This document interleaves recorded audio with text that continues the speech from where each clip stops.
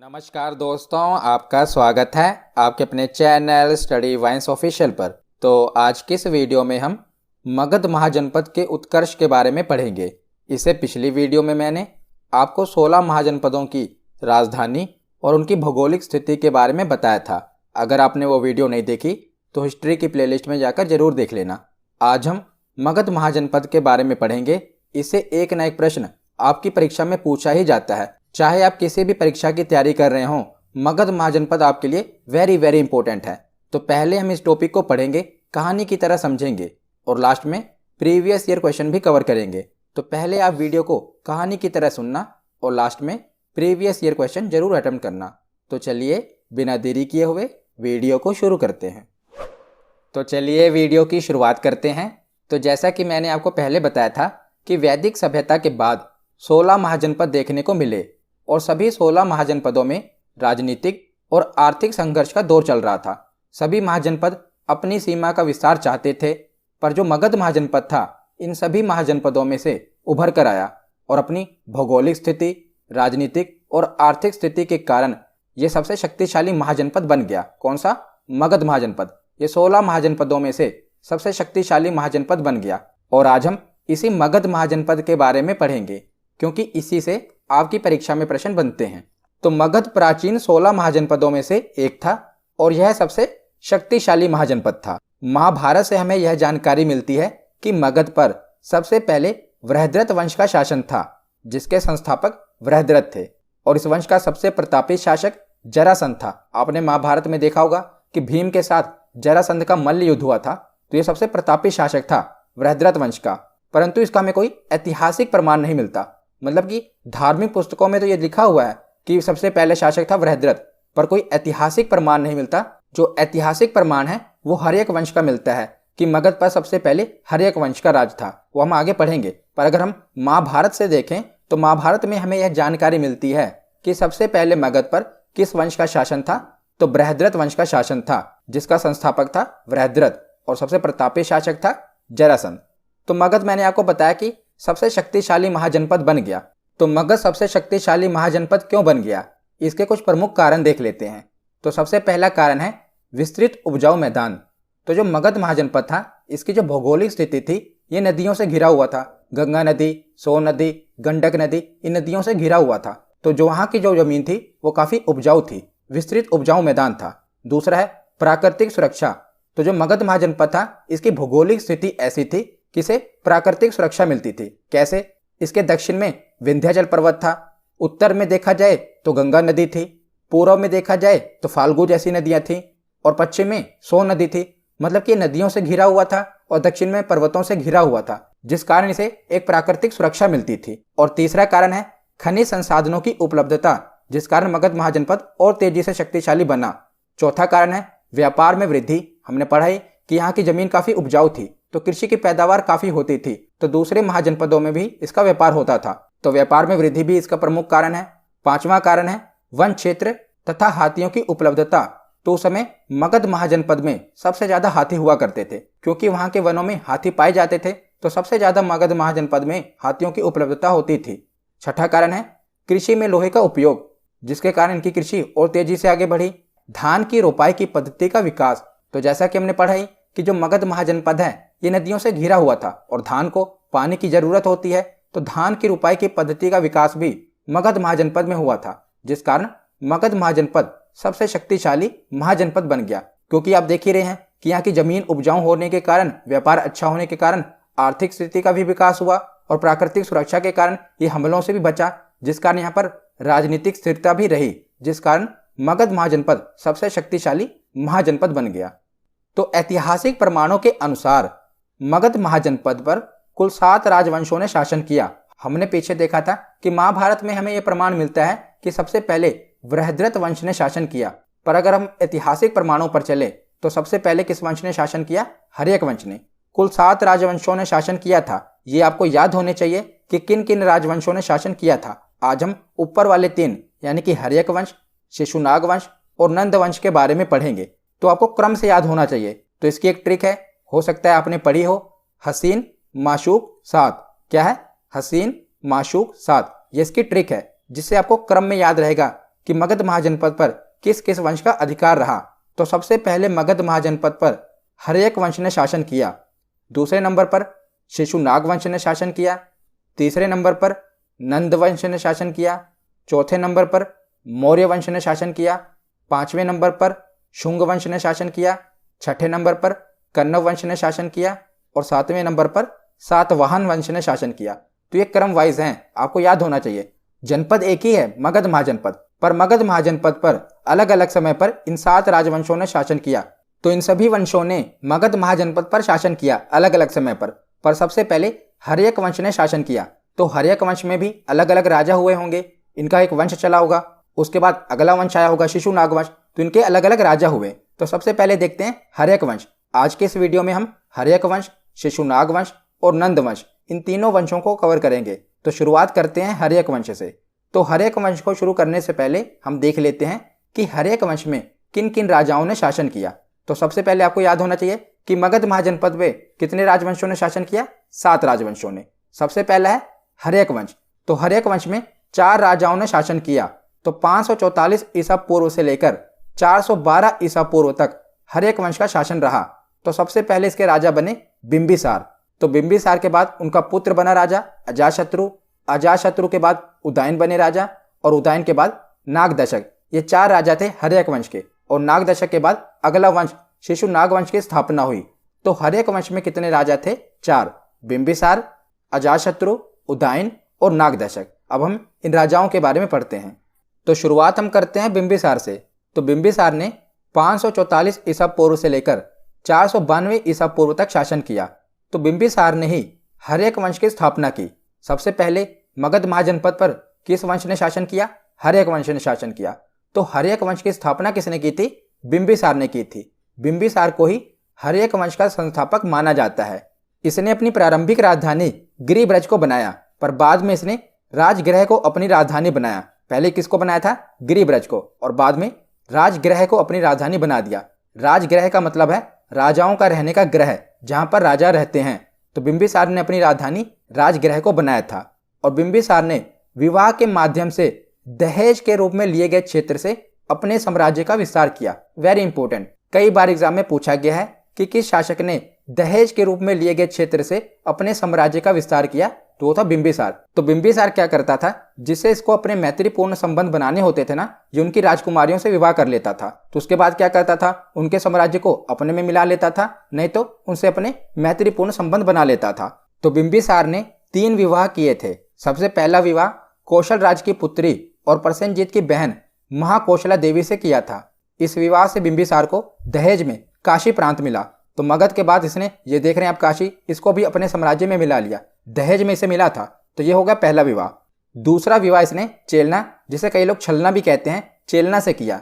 यह वैशाली की लिच्छवी राजकुमारी थी। तो वहां से इसने विवाह कर लिया, जिसके बाद वैशाली से भी इसके मैत्रीपूर्ण संबंध बन गए। और तीसरा विवाह छेमा पंजाब के मद्र कुल की राजकुमारी से कर लिया। तो पंजाब की राजकुमारी से भी इसने अपना विवाह कर लिया। तो देख रहे हैं आप, तो दहेज के माध्यम से इसने अपने साम्राज्य का विस्तार किया और जो देश हैं उनसे मैत्रीपूर्ण संबंध बनाए। और बिंबिसार ने अपने शासनकाल में अंग राज्य को जीत लिया। जो आप देख रहे हैं अंग राज्य, इसको उसने जीत लिया और अपने साम्राज्य का विस्तार कर लिया। अब मगध साम्राज्य अंग तक फैल गया और अंग को जीतने के बाद इसने वहां पर सेनापति अपने बेटे अजातशत्रु को बना दिया। तो अंग का सेनापति किसको बना दिया गया? अजातशत्रु को। इसी का बेटा था अजातशत्रु। इसी के समय में अवंती के राजा प्रद्योत, ये आप देख रहे हैं अवंती, यहाँ के राजा थे प्रद्योत। इन्हें एक लाइलाज बीमारी हो गई थी उस समय, पांडु रोग। इसका कोई इलाज नहीं था।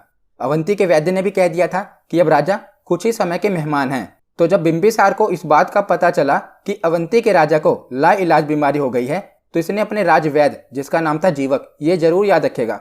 जीवक कहाँ का राजवैद्य था? बिंबिसार का राज्यवैद्य था। यह काफी मशहूर राज्यवैद्य था उस समय का। तो इसने जीवक को प्रद्योत के पास भेजा उसके इलाज के लिए। और जीवक के इलाज के बाद अवंती के जो राजा हैं वो स्वस्थ हो गए, मतलब कि ठीक हो गए, उनकी बीमारी ठीक हो गई। उसके बाद अवंती के राजा प्रद्योत काफी प्रसन्न हुए और उसके बाद बिंबिसार और अवंती के, यानी कि बिंबिसार और प्रद्योत के काफी मैत्रीपूर्ण संबंध बन गए। अब दोनों मित्र बन गए। तो यहाँ पर हमने क्या क्या पढ़ा, एक बार रिवीजन कर लेते हैं बिंबिसार के बारे में। तो बिंबिसार ने ही हर्यक वंश की स्थापना की। सबसे पहले इसने अपनी राजधानी गिरिब्रज को बनाया, पर उसके बाद में इसने अपनी राजधानी राजगृह को बना दिया। और बिंबिसार ने विवाह के माध्यम से दहेज के रूप में लिए गए क्षेत्र से अपने साम्राज्य का विस्तार किया। इसने अपना प्रथम विवाह कौशल राज की पुत्री महाकौशला देवी से किया, जिसके बदले में इसे दहेज में काशी प्रांत मिल गया। दूसरा विवाह इसने चेलना, जो कि वैशाली की लिच्छवी राजकुमारी थी, उनसे किया। तीसरा विवाह क्षेमा, पंजाब के मद्र कुल की राजकुमारी से किया। और बिंबिसार ने अपने शासनकाल में अंगराज्य को जीत लिया। और जब इसे पता चला कि जो अवंती है वहां के राजा प्रद्योत कोई बीमारी हो गई है, लाइलाज बीमारी है, तो इसने अपने राज्य वैद्य जीवक को भेज दिया। और जीवक के इलाज के कारण वहां के राजा का स्वास्थ्य ठीक हो गया, जिसके बाद वहां से भी इसके मैत्रीपूर्ण संबंध हो गए। तो इसके बाद क्या हुआ, जो इसका बेटा था अजातशत्रु, इसने अपने पिता से कहा होगा कि पिताजी राजगद्दी खाली कर दो, अब मेरी भी कुछ महत्वाकांक्षाएं हैं, बहुत समय हो गए, अब आप बूढ़े हो गए, अब मुझे राजगद्दी पर बैठा दो। पर बिंबिसार नहीं माना, उसने अपने बेटे की फीलिंग्स नहीं समझी। इसके बेटे ने समझाया होगा कि अब आपकी उम्र हो गई है, अब मेरी भी कुछ महत्वाकांक्षाएं हैं, उनको मैं राजगद्दी पर बैठकर पूरा करना चाहता हूँ। पर बिंबिसार ने उसकी एक भी बात नहीं मानी और उसको राजगद्दी नहीं दी। तो उसके बाद क्या हुआ, अजातशत्रु ने अपने पिता बिंबिसार के पेट में भाला घोंप दिया और मार दिया, और उसके बाद खुद राजगद्दी पर बैठ गया। तो उसके बाद हम कहानी में आगे चलते हैं, बिंबिसार के बाद अजातशत्रु को देखते हैं। तो अब हम पढ़ते हैं अजातशत्रु के बारे में। तो अजातशत्रु ने 492 ईसा पूर्व से लेकर 461 ईसा पूर्व तक मगध पर शासन किया। तो 492 ईसा पूर्व में बिंबिसार की हत्या उसके पुत्र अजातशत्रु के द्वारा कर दी गई, और उसकी मृत्यु के पश्चात अजातशत्रु ने अपना शासन प्रारंभ किया। अतः इसे पितृहंता कहते हैं। किसे? अजातशत्रु को पितृहंता कहा जाता है। यहाँ तक कि जो ये पूरा हर्यक वंश है, इसे पितृहंता कहा जाता है। आगे हम पढ़ेंगे कि इसके बेटे ने भी इसकी हत्या कर दी, तो इसीलिए पूरे हर्यक वंश को ही पितृहंता कहा जाता है। तो अजातशत्रु का अर्थ क्या है? तो शत्रुओं का नाश करने वाला, इसे अजातशत्रु कहा गया। और इसी का अन्य नाम है कुणिक। तो यह भी कई बार पूछा गया है कि कुणिक किसका नाम है, तो अजातशत्रु को ही कुणिक कहा जाता था। अजातशत्रु के काल में पहली बौद्ध संगति हुई थी। मैंने बौद्ध धर्म वाली वीडियो में बताई थी कि पहली बौद्ध संगति कहाँ पर हुई थी, किसने करवाई थी, तो अजातशत्रु के ही शासनकाल में हुई थी। वहां पर मैंने डिटेल में बताया था, यहाँ पर मैं आपको बता देता हूँ बस कि पहली बौद्ध संगति अजातशत्रु के काल में हुई थी। अजातशत्रु को लगा कि अपनी सीमा का विस्तार करना चाहिए, तो इसने क्या किया कि वैशाली पर आक्रमण कर दिया, और वैशाली पर आक्रमण करके इसने जीत भी लिया और उसे अपने साम्राज्य में मिला लिया। तो जब इसने वैशाली पर आक्रमण किया था, तो इसने उस समय युद्ध में 2 नए हथियारों का प्रयोग किया था। कौन कौन से हथियार? एक है रथमूसल, दूसरा है महाशिलाकंटक। ये 2 नए हथियारों का उस समय प्रयोग किया गया था। किसके द्वारा? अजातशत्रु के द्वारा। तो जैसे आपने बाहुबली फिल्म में देखा होगा, रथ के आगे वो चक्र लगा होता है, कुछ उसी टाइप का होगा रथमूसल। और महाशिलाकंटक आपने देखा होगा कि बाहुबली वो पत्थर बरसाता है ना ऊपर, उसी प्रकार कुछ महाशिलाकंटक हुआ होगा। तो 2 प्रकार के हथियारों का प्रयोग किया गया था अजातशत्रु के द्वारा। तो इन हथियारों की मदद से इसने वैशाली के राजा को हरा दिया और वैशाली के साम्राज्य को अपने में मिला लिया। तो अजातशत्रु ने भी अपने साम्राज्य का विस्तार कर लिया। तो इसके बाद इसका बेटा उदयन इसके पास आया होगा, तो उसने भी कहा होगा कि पिताजी अब आपने भी अपने साम्राज्य का विस्तार कर लिया, बहुत कुछ आपने देख लिया, अब मुझे भी राजगद्दी पर बैठना है, मेरी भी महत्वाकांक्षाएं हैं। पर अजातशत्रु ने लगता है इतिहास से कुछ भी नहीं सीखा। जिस प्रकार इसने अपने पिता की हत्या की और राजगद्दी पर बैठ गया, पर इसने इतिहास से कुछ नहीं सीखा। इसने राजगद्दी खाली नहीं की और इसके बेटे ने क्या किया, इसके पेट में ही छुरा घोंप दिया, और छुरा घोंपने के बाद वो भी इसी की तरह राजगद्दी पर बैठ गया। तो इसने अपने पिता की हत्या की थी, अजातशत्रु ने बिंबिसार की, और अजातशत्रु के बेटे उदयन ने अजातशत्रु की हत्या कर दी, और उसके बाद वो राजगद्दी पर बैठ गया। तो आगे अब हम चलते हैं और उदयन के बारे में पढ़ते हैं। तो इसे उदयन और उदयन कहा जाता है। तो 461 ईसा पूर्व से लेकर 445 ईसा पूर्व तक उदयन का शासन रहा। इसने भी अपने पिता की हत्या की थी, इसीलिए इसे भी पितृहंता कहा जाता है। इसने क्या किया कि गंगा और सोन नदी के संगम के समीप एक शहर की स्थापना की, जिसका नाम इसने पाटलिपुत्र रखा, जिसे आज पटना कहा जाता है। और इसने राजगृह से राजधानी बदलकर पाटलिपुत्र को अपनी राजधानी बनाया। वेरी वेरी इंपॉर्टेंट, ना जाने कितनी बार एग्जाम में पूछा गया है कि पाटलिपुत्र को सबसे पहले किसने अपनी राजधानी बनाया था, तो उदयन ने सबसे पहले पाटलिपुत्र को अपनी राजधानी बनाया था, क्योंकि पाटलिपुत्र की स्थापना ही इसने की थी और सबसे पहले इसने ही पाटलिपुत्र को अपनी राजधानी बनाया था। याद रखिएगा, बहुत बार एग्जाम में पूछा गया है।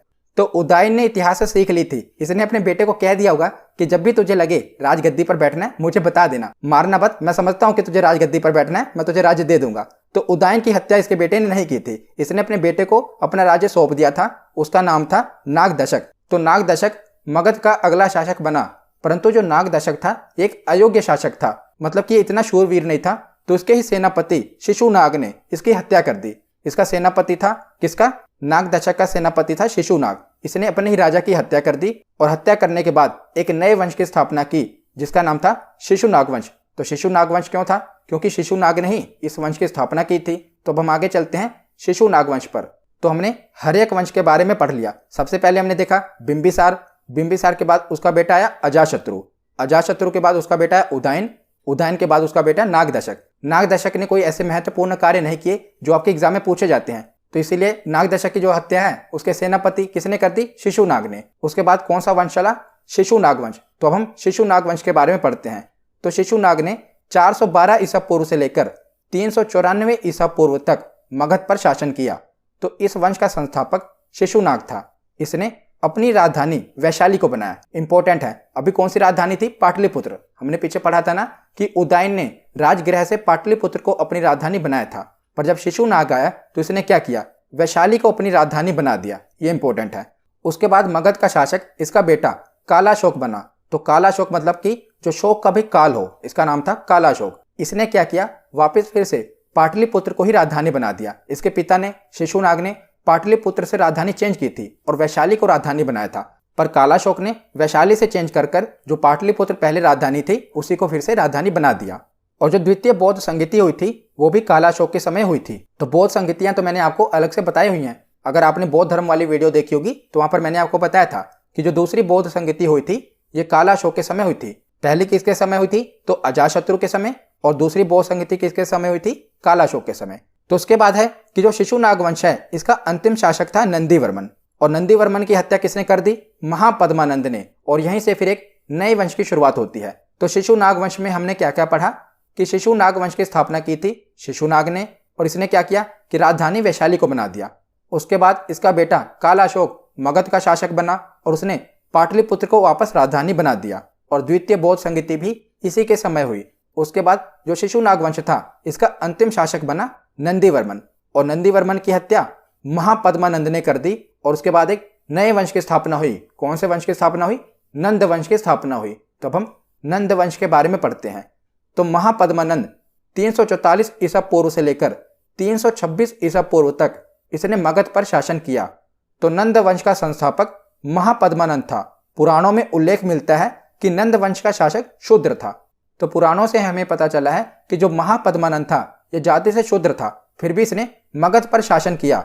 तो महापद्मानंद इस वंश का सबसे महान शासक बना था, जिसने अनेक क्षत्रिय राजाओं को जीतकर अपने राज्य में सम्मिलित कर दिया। तो अनेक क्षत्रिय राजाओं को जीतने के बाद इसने एक उपाधि धारण की जो थी सर्वक्षत्रांतक, जिसका अर्थ है क्षत्रियों का नाश करने वाला। हमने पढ़ा ना कि इसने अनेक क्षत्रिय राजाओं को जीतकर अपने राज्य में सम्मिलित कर लिया था। उसके बाद इसने कलिंग पर आक्रमण किया और कलिंग को जीतकर एक राट की उपाधि धारण की। तो यह भी एग्जाम में पूछा गया है कि एक राट की उपाधि धारण करने वाला शासक कौन था? तो महापद्मानंद। आजकल का जो उड़ीसा वाला इलाका है ना वही कलिंग है। तो कलिंग में बहुत आक्रमण आपने देखे होंगे कि अशोक ने भी कलिंग पर आक्रमण किया था, क्योंकि जो कलिंग था वो अपने वनों यानी कि जंगलों और हाथियों के लिए काफी फेमस था। तो कलिंग को जीतकर महापद्मानंद ने किसकी उपाधि धारण की? एक राट की। जब इसने क्षत्रियों को जीता था तो इसने किसकी उपाधि धारण की थी? सर्वक्षत्रांतक। और जब इसने कलिंग पर विजय प्राप्त की तो इसने एक राट की उपाधि धारण की। और इसकी जानकारी हमें कैसे प्राप्त हुई? किसने कलिंग पर विजय प्राप्त की? तो कलिंग नरेश ने एक शिलालेख बनवाया, हाथी गुम्फा अभिलेख, जिससे हमें पता चला है कि महापद्मानंद ने कलिंग पर विजय प्राप्त की थी। और इसी ने कलिंग में सिंचाई हेतु एक नहर का निर्माण भी करवाया था। किसने? महापद्मानंद ने। यह भी हमें हाथी गुम्फा अभिलेख से पता चला है। तो महापद्मानंद के कुल 8 बेटे थे, जिसमें से एक बेटा था धनानंद। तो इसके बाद यानी कि महापद्मानंद के बाद इसका बेटा धनानंद नंद वंश का अगला शासक बना। तो अब हम धनानंद के बारे में पढ़ते हैं। तो धनानंद ने 326 ईसा पूर्व से लेकर 322 ईसा पूर्व तक नंद वंश पर शासन किया। और नंद वंश का अंतिम शासक भी धनानंद था। यह बहुत ही क्रूर शासक था। और धनानंद सिकंदर के समकालीन था, मतलब कि जिस समय सिकंदर था ना उसी समय धनानंद भी शासन कर रहा था। इसी के समय में 326 ईसा पूर्व में मैसिडोनिया के शासक सिकंदर ने पश्चिमोत्तर भारत पर आक्रमण कर दिया था। किसके समय में? धनानंद के समय में। धनानंद उस समय मगध का शासक था। उसी समय सिकंदर ने आक्रमण किया था भारत पर, और इसने अपने दरबार से चाणक्य का अपमान करके निकाल दिया था। तो क्या हुआ? जब चाणक्य को पता चला ना कि सिकंदर भारतवर्ष पर आक्रमण करने वाला है, तो चाणक्य मगध के राजा धनानंद के पास गए, क्योंकि उस समय मगध ही सबसे शक्तिशाली महाजनपद था। तो चाणक्य धनानंद के पास गए और धनानंद को बताया कि महाराज, यूनानी हम पर आक्रमण करने वाले हैं, कुछ करो। पर जो धनानंद था बहुत ही अहंकारी था, उसने चाणक्य का अपमान कर दिया और अपने सैनिकों से कहा कि इस ब्राह्मण की जो शिखा है, यानी कि जो उनकी चोटी है, उसको खोलकर धक्के मारकर बाहर निकाल दो। उस समय चाणक्य ने भी धनानंद से कहा था कि मैं अपनी शिखा को तब तक नहीं बांधूंगा जब तक मैं तुम्हें मगध की राजगद्दी से उखाड़ कर फेंक ना दूं, तब तक मैं अपनी शिखा को नहीं बांधूंगा। और उसके बाद वो वापस तक्षशिला की ओर लौट गए। फिर आपको पता ही है कि चाणक्य ने अपने प्रिय शिष्य चंद्रगुप्त मौर्य के सहयोग से धनानंद पर आक्रमण करके उसे पराजित किया और उसके बाद मौर्य वंश की स्थापना हुई। तो ये मौर्य वंश अब हम आगे पढ़ेंगे। इससे पहले हम जो यूनानियों ने आक्रमण किया, सिकंदर ने आक्रमण किया, उसे देख लेंगे। उसके बाद हम मौर्य वंश के बारे में पढ़ेंगे। तो यहाँ पर हमारा थ्योरी सेक्शन कंप्लीट होता है। अब हम प्रीवियस ईयर क्वेश्चन देखते हैं। तो पहला प्रश्न है कि किस शासक ने गंगा एवं सोन नदियों के संगम पर पाटलिपुत्र नामक नगर की स्थापना की थी? तो पाटलिपुत्र की स्थापना किसने की थी? तो इसका सही जवाब होगा ऑप्शन बी, उदयन ने। अगला प्रश्न है कि हर्यक वंश के किस शासक को कुणिक कहा जाता है? तो किस शासक को कुणिक कहा जाता है? इसका सही जवाब होगा अजातशत्रु, ऑप्शन सी इसका सही जवाब है। अगला प्रश्न है कि नंद वंश का संस्थापक कौन था? तो नंद वंश का संस्थापक था महापद्मनंद, ऑप्शन ए इसका सही जवाब होगा। अगला प्रश्न है कि महाकाव्यों के अनुसार मगध की स्थापना किसने की थी? तो यहाँ पर लिखा है महाकाव्य, यानी कि महाभारत के अनुसार मगध की स्थापना किसने की थी? तो इसका सही जवाब होगा बृहद्रथ, ऑप्शन ए इसका सही जवाब है। अगला प्रश्न है कि हर्यक वंश का संस्थापक कौन था? तो हर्यक वंश का संस्थापक था ऑप्शन सी बिंबिसार। अगला प्रश्न है कि पाटलिपुत्र को मगध की राजधानी किसने बनाई थी? तो पाटलिपुत्र को मगध की राजधानी बनाया था उदयन ने, ऑप्शन डी इसका सही जवाब होगा। अगला प्रश्न है कि वो कौन सा पहला भारतीय राजा था जिसने अपने आप को शक्तिशाली बनाने के लिए वैवाहिक गठजोड़ की शुरुआत की थी? तो ये इंपॉर्टेंट क्वेश्चन है, बताइए इसका जवाब क्या होगा? तो इसका सही जवाब है ऑप्शन बी, बिंबिसार। तो बिंबिसार ने दहेज के रूप में मिले हुए क्षेत्र से अपने साम्राज्य का विस्तार किया था, ऑप्शन बी इसका सही जवाब है। अगला प्रश्न है कि बौद्ध ग्रंथ अंगुत्तर निकाय से कितने महाजनपदों का उल्लेख मिलता है? तो अंगुत्तर निकाय से पिछली वीडियो में मैंने आपको बताया था कितने महाजनपद हैं, ऑप्शन सी 16 महाजनपदों का उल्लेख मिलता है। अगला प्रश्न है कि भारत पर आक्रमण करने वाला सिकंदर मूलतः कहाँ का शासक था? तो सिकंदर मूलतः कहाँ का शासक था? मैसिडोनिया का। अगली वीडियो में मैं आपको सिकंदर के बारे में ही बताऊंगा। उसके बाद अगला प्रश्न देखते हैं। तो अगला प्रश्न है सूची 1 को सूची 2 से सुमेलित कीजिए। तो सूची 1 में शासक दिए हुए हैं और सूची 2 में वंश दिया हुआ है। तो आपको बताना है कि कौन सा शासक किस वंश से संबंधित है। तो पहले है बिंबिसार, दूसरे हैं कालाशोक और तीसरे हैं महापद्मनंद। तो बिंबिसार किस वंश के शासक थे? हर्यक वंश के। कालाशोक किस वंश के शासक थे? शिशुनाग वंश के। और महापद्मनंद नंद वंश के। तो इसका तो आमने सामने ही दिया हुआ है, यानी कि ए का 1, बी का 2, सी का 3। तो ऑप्शन ए इसका सही जवाब होगा। आज का आखिरी प्रश्न है कि महाभारत काल में पांडवों ने अपना अज्ञातवास विराट नगर में बिताया था, यह किस महाजनपद की राजधानी थी? तो मैंने पिछली वीडियो में आपको सभी महाजनपदों की राजधानी बताई थी। तो बताइए विराट नगर किस महाजनपद की राजधानी थी? तो इसका सही जवाब होगा ऑप्शन ए, मत्स्य महाजनपद की। तो आज की ये वीडियो यहीं पर खत्म होती है। कैसी लगी ये वीडियो कमेंट सेक्शन